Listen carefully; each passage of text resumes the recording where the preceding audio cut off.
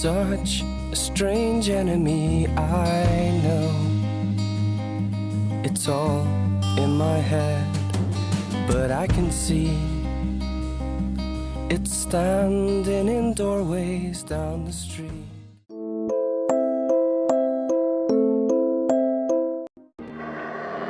Just a quick warning, this video will contain explicit and sexual content. The video will tell some gruesome details about murder victims and crimes committed by a very disturbed individual. This is not a topic that can be treated lightly, and as such, viewer discretion is advised. Hello, lovelies. It is Monica back with another true crime. Remember, this is for educational and documentary purposes only. Please be respectful in the comments below. This story is very heartbreaking. It actually happened in Orlando, Florida, right the city I live in. So it kind of hits home. Didn't even know it happened, y'all. Didn't even see it on the news or nothing. And that just blows my mind. This one, some other creators have done the story on her. It is the murder of Miya Marcano. So this young girl was only 19 years old. And just because some man didn't know what the answer no meant, she lost her life. I will not sugarcoat it for y'all. I really do truly say what's on my mind. No filter.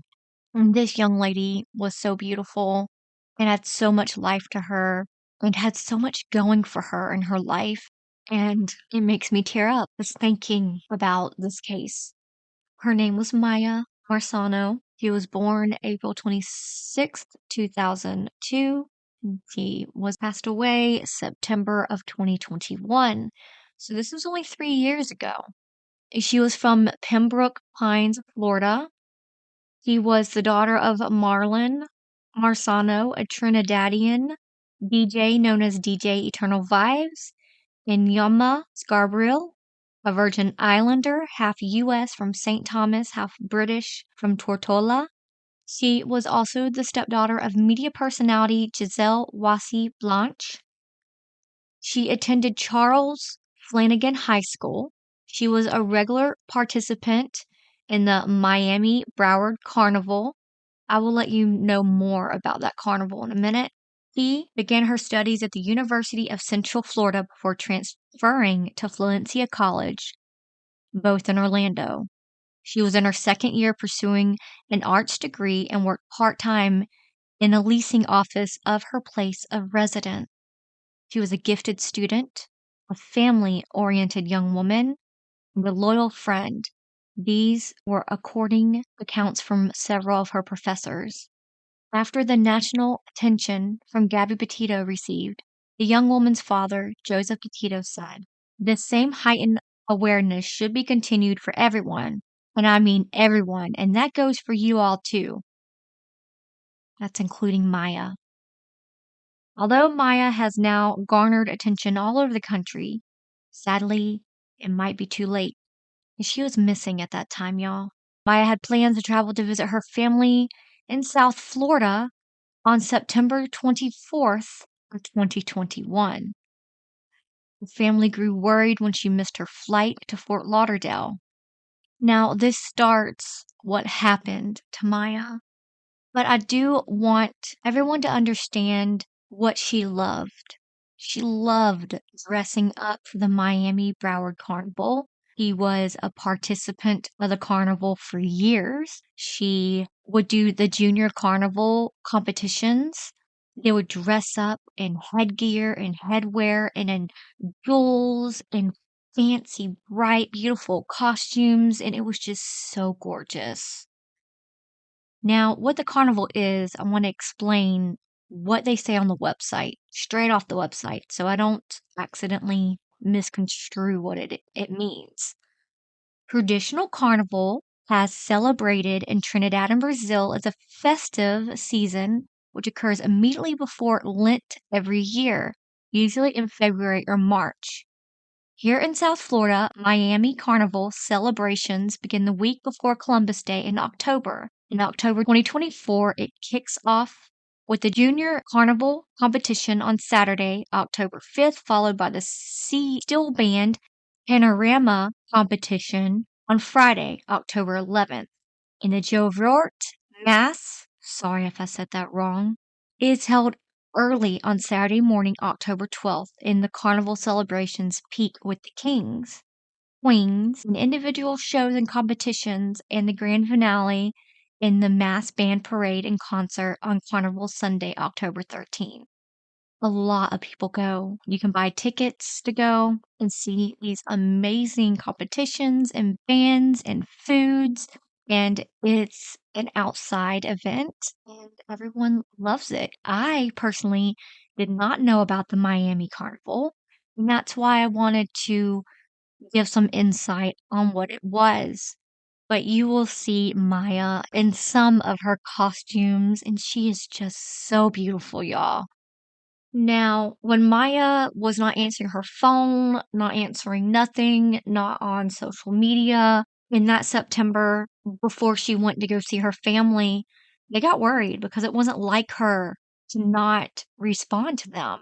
The family asked the Orange County Sheriff to go check on her at her Arden Villas apartments. Now, they went, okay, and they couldn't get in. So they went to the leasing office and got an extra key from the leasing office to check on her.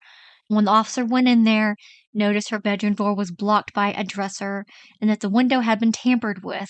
She was last seen 5 p.m. that same day. The family drove up from South Florida, arriving in Orlando around 3 a.m. the same day. Video evidence shows the police confronted a man named Armando Caballero, a 27-year-old maintenance man who advances Maya had repeatedly rejected.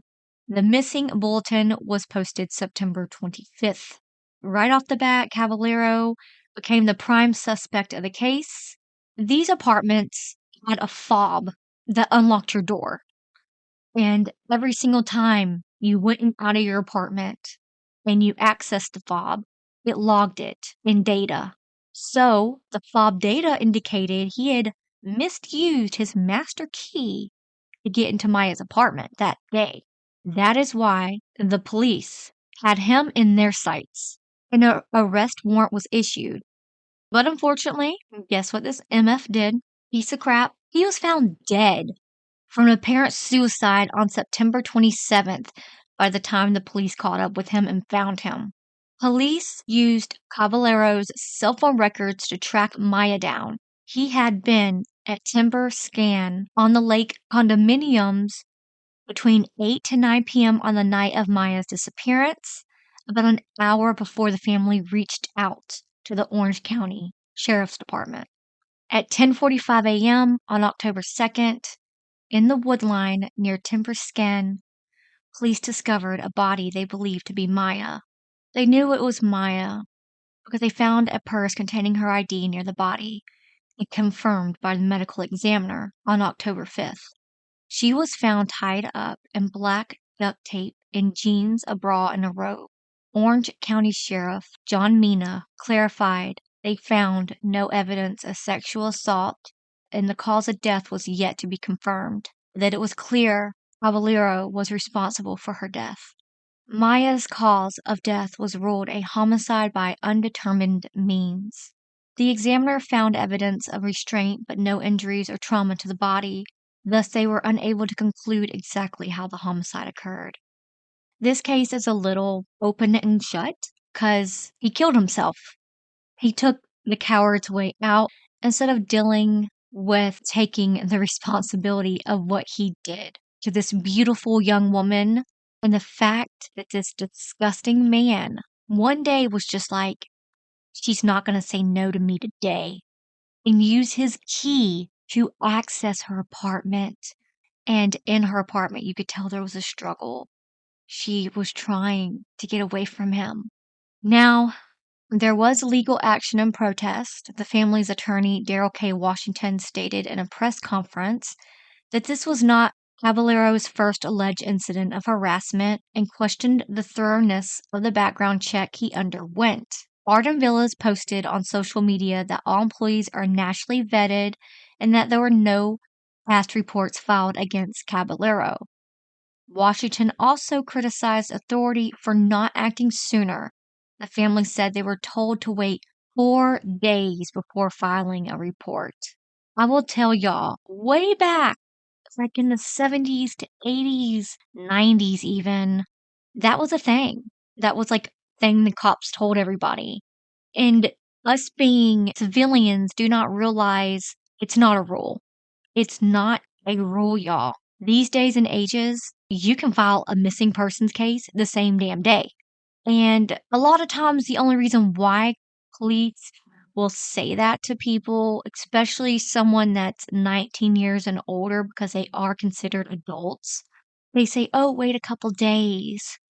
Because what if, she just ran off? Or what if something happened and she just couldn't take life anymore and she needs a break and she didn't want to talk to nobody, just give her a couple days to come home or reach out or whatever, because sometimes that does happen. But no, you do not have to wait any days, especially with a minor. Right when your kid goes missing and you cannot find them, you report it. And usually with a minor, police know it's not as, oh, they just wandered off or whatever, like adults do. And then if they try to tell you, oh, your kid ran away, no, no, no, no, no. No. And if they don't want to do anything, you call the FBI, you call everybody you can think of to help you and get them down there to help you. But it is not a rule. It is not a law or a rule that you have to wait any time period before you file a missing person report. So, and also if you go straight up to the police and you tell them this is not like her, we are her family, we know that she just didn't run off. This is not in her characteristics. There is something wrong and really hammered into them that they have to do something. And if they don't, go to the media. I'm telling you, go to the media and that will light a fire under their ass. Okay, sorry. Residents of Arden Villa and surrounding neighborhood held a protest on October 6th for the press company to strengthen their security measures. And this is the company that owns the apartment, by the way. Now, these are some reactions. Her dad brought attention to his daughter's disappearance on his social media accounts, and his posts were circulated by a number of public figures in the soccer world. Due to Marcano's connections to Trinidad and the Virgin Islands, her case garnered significant attention from the Caribbean community at large. So, this is what you can do as well. Get on your social media accounts, make a wave. Miya's case occurred around the same time as the killing of Gabby Petito, leading comparison between the two, unfortunately. And like I said, I heard all about Gabby Petito, but I didn't hear nothing about Miya's. And that breaks my heart. And this happened right in my backyard. Right there. That just blows my mind. I'm still... And you can say that, it might be race related. But, yeah, unfortunately, they waited 4 days to say she was missing. And it really upsets me is the fact that the cop went in and saw a struggle. I'm going to get into that because it's in the investigation part, that there were signs something went down and he didn't even report it. Like, what the fuck? They did a memorial for her even though she was still missing. They held a vigil for her in her hometown in Pembroke Grimes on September 30th. The vigil was held outside of Marcano's apartment on October 2nd, and relatives flew in for support. British Virgin Island Premier Angie Faw and Minister Kai Reimer held a vigil in Tortola and visited her grandmother Violette Letty to give her support. A candlelit procession was held in San Fernando. Miami Carnival had a moment of silence for her as well. The family stated they hope to create a foundation in Miya's name to advocate for restricting employees' access to people's homes and the hiring process for such employees. The Miya Marcano's Foundation was officially launched on October 11th, and the family requested donations in lieu of flowers. Now, the investigation. Okay, this is when we get into the nitty-gritty, into the guts of it.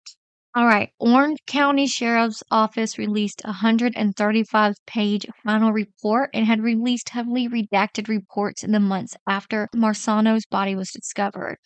Here are some highlights from the report. One picture shows surveillance footage of Marcano leaving the Arden Villas Orlando apartments on September 24th. Miya was a Valencia College student and had lived and worked at the apartment complex.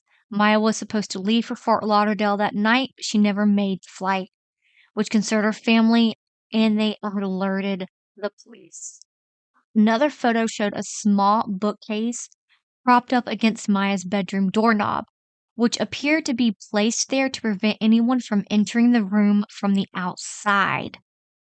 Investigators also noticed other things that were unusual for Miya to leave behind in her apartment, such as jewelry on the floor, a bag that appeared to be the luggage she was going to use for her Fort Lauderdale trip, and her teddy bear that she never goes anywhere without. Detectives also found a pillow next to Miya's bed with a small patch of dried red blood, and the key fob data documented in the report shows her suspected killer, Armando, accessed Marcano's apartment using a master key shortly before she came home from work. Surveillance video showed Caballero driving a golf cart around the complex near Marcano's, coinciding with the times the key fob showed it was used on her front door. Now, I'm going to put in pictures so y'all can see all of this. Substance that appeared to be blood was on her pillow. Investigators said Marcano was likely killed in her apartment. Then Caballero took her body to a wooded area of the Timber Scan Apartments in Orlando. The newly released documents note that the investigators spoke to him twice before the teen's disappearance. The first time occurred as investigators were at Marcano's apartment complex one day after she vanished. The teen's family pointed out that Caballero's car was present. The victim's family allegedly observed a screwdriver in a bag, a cell phone case on the floor, and an unknown blanket in the back seat of Armando's vehicle. When speaking to Armando, he indicted to investigators that he and Miya were just friends and understood the accusations that the family was making against him regarding his past interest in Miya. Miya's aunt then began accusing Armando of sending obsessive text messages to Miya, claiming his feelings for her and trying to give her money, the report states. The same evening, 4 members of Miya's family apparently followed Armando to his apartment to see him removing various items from his car while carrying blue rubber gloves, medical type, a dark-colored book bag, and an unknown type of multi-pink colored blanket back to his apartment. Family then called the Castleberry Police Department, who made the second contact with Armando. They arrived on the scene while the teen's family remained outside of his home. An unknown male family member of Miya approached Armando and asked to search his residence to ensure Miya or the blanket was not inside, because supposedly Miya's blanket went missing. Armando agreed to allow this individual to go inside with him and with the presence of a police officer to look around. After a walk through the search of the residence and not locating anything of evidentiary value, the family member, Armando, and the police cleared the apartment. Still, investigators believe fully that Armando is responsible for Miya's death, as they point to DNA evidence found on the shirt Marcano was wearing right before she disappeared, and a bloody pillowcase. Both were found in her purse, which was discovered next to her remains.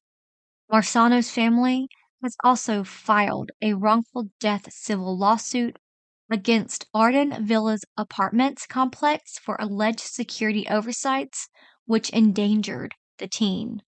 Now, this is the timeline of what the police think happened on September 24th, 2021. Orange County Sheriff's Office said Caballero illegally and against Arden Villa's apartment policy entered Miya's apartment at 4:34 p.m. using a maintenance on-call key fob, knowing she was scheduled to get off work at the complex at 5 p.m. So he was in there hiding and waiting for her. Maya's key fob activated her door at 5:06 p.m.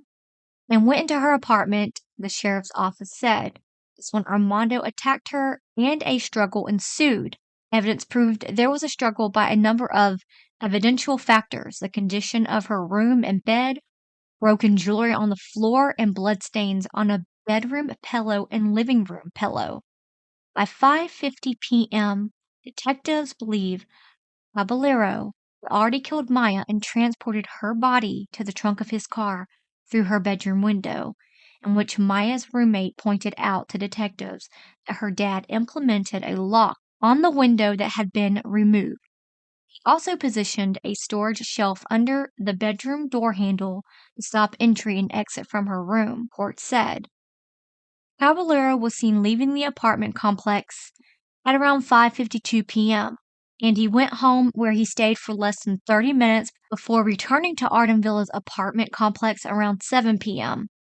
He then called in a fake maintenance order from his created Google number for an unrelated apartment to show a reason for his return.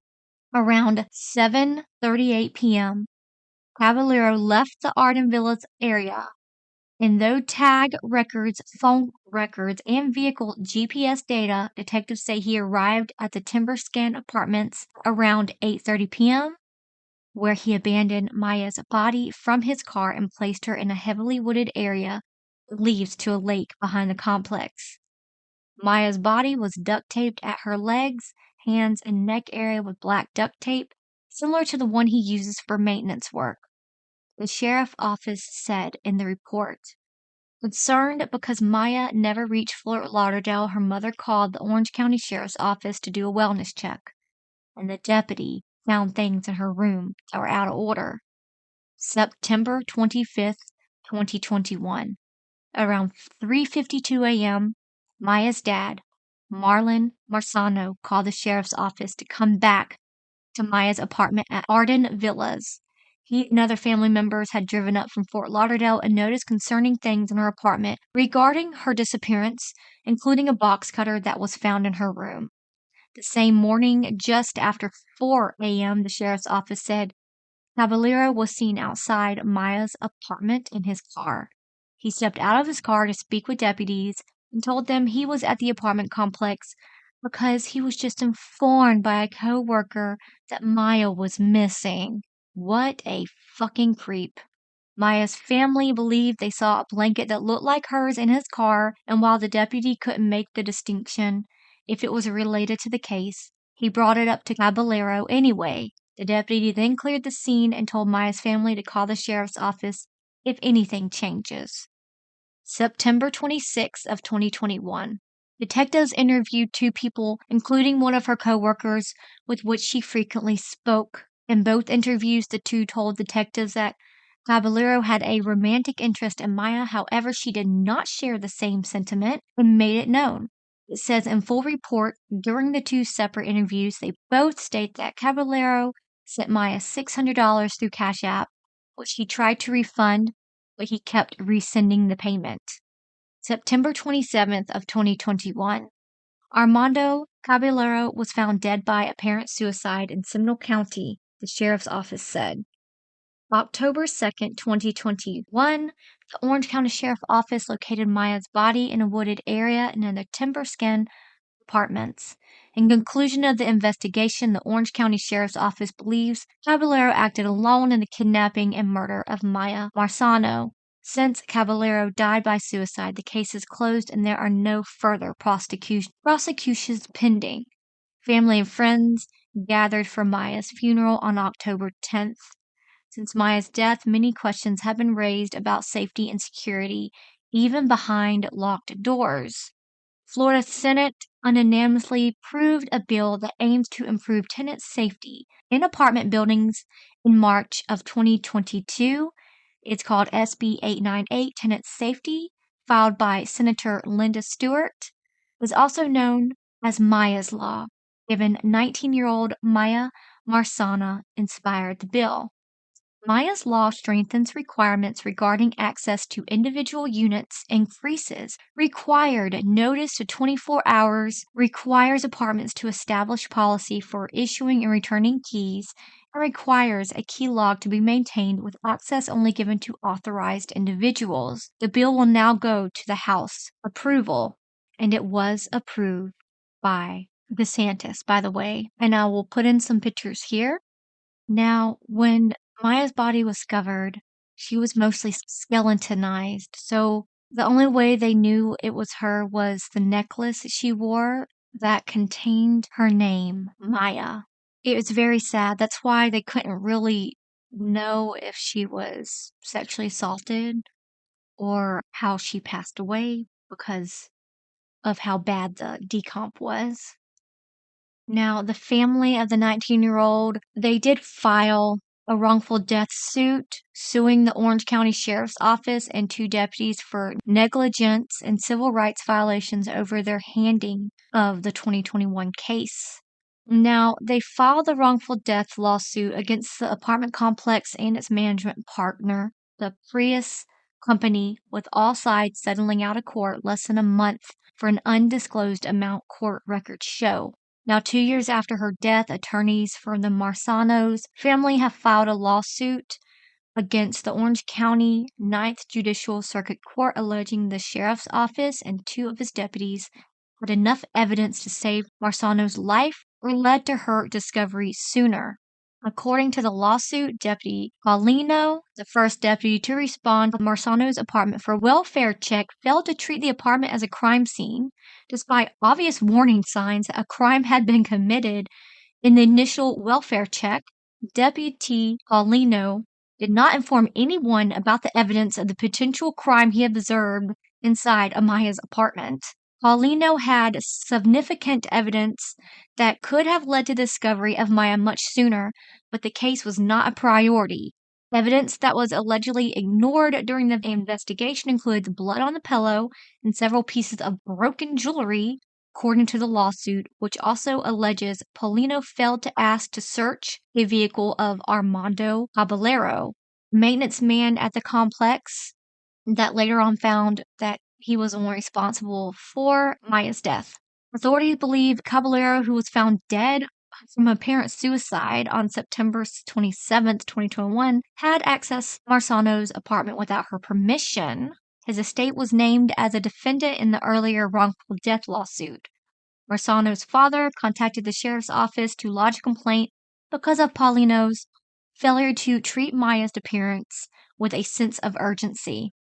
Paulino allegedly shared what he learned with his supervisor, Kenneth Dell, and the two discussed the case over the phone, according to the lawsuit, but neither shared extremely critical information about Caballero, who'd had a heated exchange with family members at the scene, with anyone before completing their shifts. Meanwhile, Dell testified he was not aware of any information regarding the bedroom window or blood on the scene of the furniture up against the door was not betrayed to him. The day after the 19-year-old went missing, Paulino returned to the Arden Villas to meet with Coleman, a security guard at the apartment complex. Coleman also advised Deputy Paulino that he had lifted fingerprints from the scene using tape and attempted to provide the evidence to Paulino, but the Deputy Paulino, with a smirk on his face, told Coleman to keep the evidence in case it would be needed later. That is just disgusting. I mean, the ego, you know? According to the complaint, discrimination against a missing woman was a motivating factor in the refusal to properly investigate. The sheriff's office had a policy, practice, or custom of law enforcement that provided less protection to missing female victims than the victims of other assaults. By not responding or purposely delaying its response, the lawsuit states. The sheriff's office spokesman declined CNN's request for a statement, citing the agency's policies not to comment on pending litigation. CNN had reached out to the deputies named in the police union for comment on the lawsuit, has not yet heard back. Last year, both deputies were disciplined in connection with the case for violating department policies. Now, Paulino received a 150-hour unpaid suspension for unsatisfactory performance, while Dell received a 10-hour unpaid suspension as a discipline, according to Wesh. Now, Dell, maybe he should have received the 150 unpaid suspension, and Paulino should have been fired. Fired. No ifs, ands, buts, or about it. That is my own personal opinion. You might have a different opinion. That's what I think. In the statement following the suspension, Miya said, managers and the responding deputies chain of command recognized the lack of urgency on his part and asked that his role and the role of his corporal in the first hours of that incident be investigated by our professional standards division. The deputy was sustained for unsatisfactory performance and the discipline was harsh. That was not harsh at all.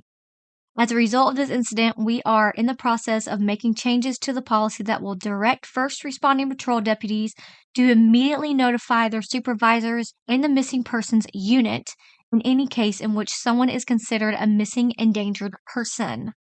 Law enforcement did, however, have 2 separate interactions with Caballero before he died and after the Marcano investigation began.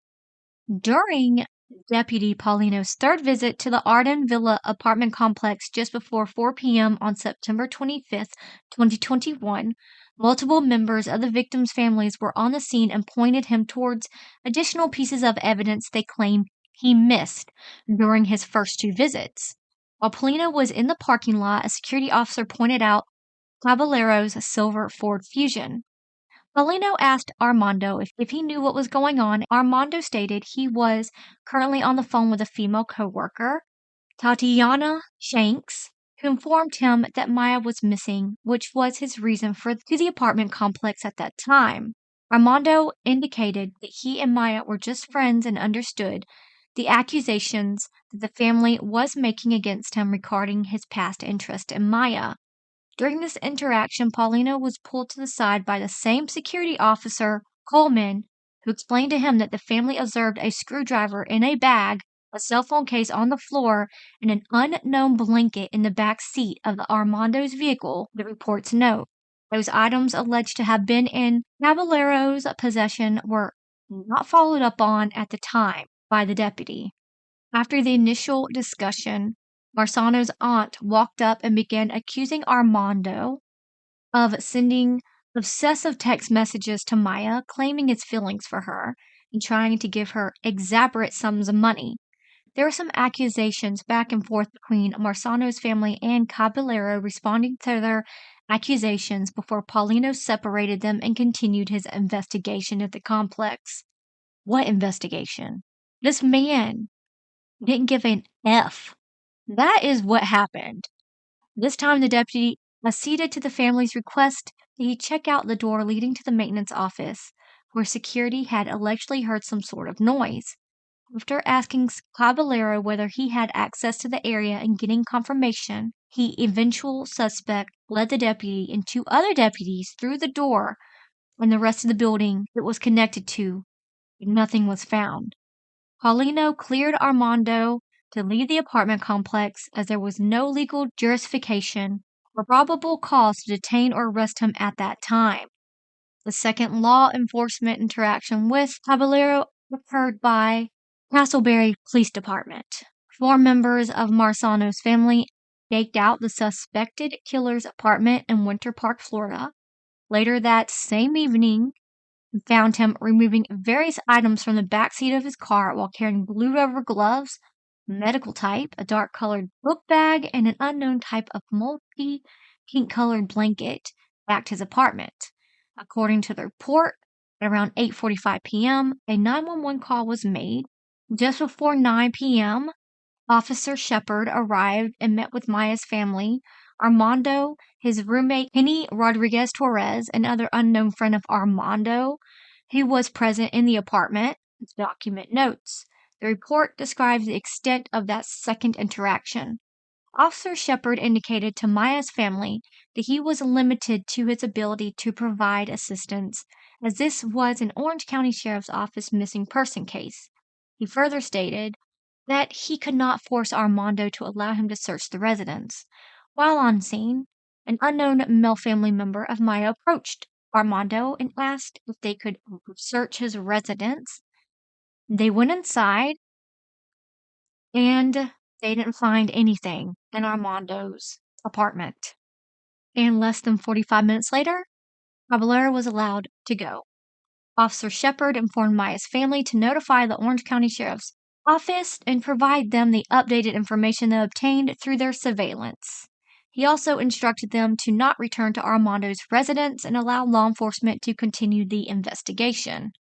The lengthy report also contains numerous details about the relationship between the deceased college student and the man believed to be her killer, including DNA evidence from one of Marcano's t-shirts, a bloody pillowcase, and 2 other items that were identifies him as a possible contributor. At this time, there are no further investigative actions being taken on this case, and all evidence shows Caballero acted alone in the kidnapping and murder of Miya Marcano, the report concludes.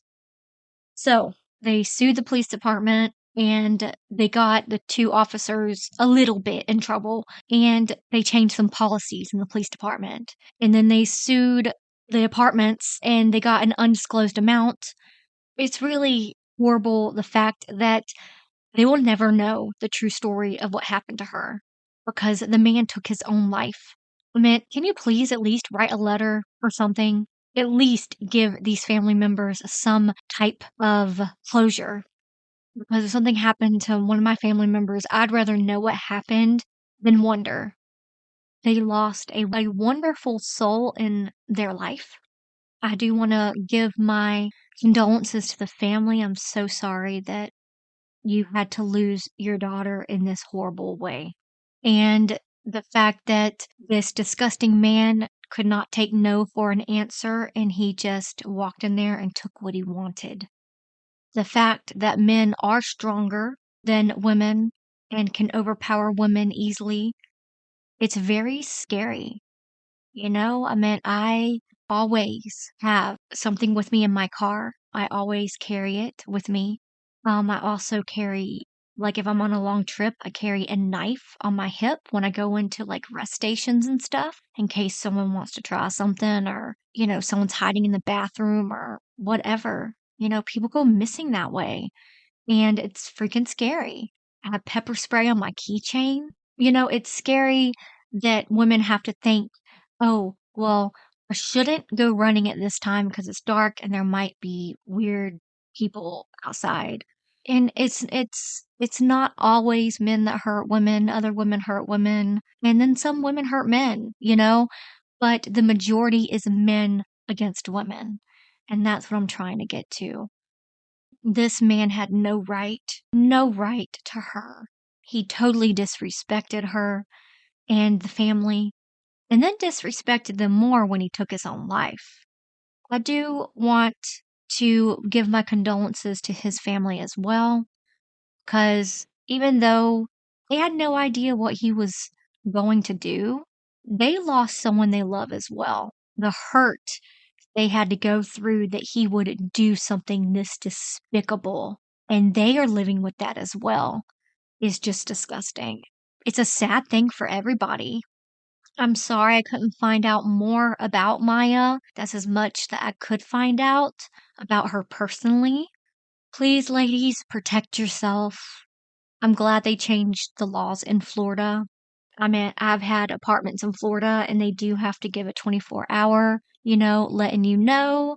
They call you, they send a note in the mail. I've had them put a note under my door, you know, to let me know, hey, we're going to come in and check the fire alarms or we're going to come do this, just letting you know. And if you don't want to be in there by yourself, you need to leave your apartment, you know. And so they give a fair warning now, but it's just, it breaks my heart that these things happen to women every day.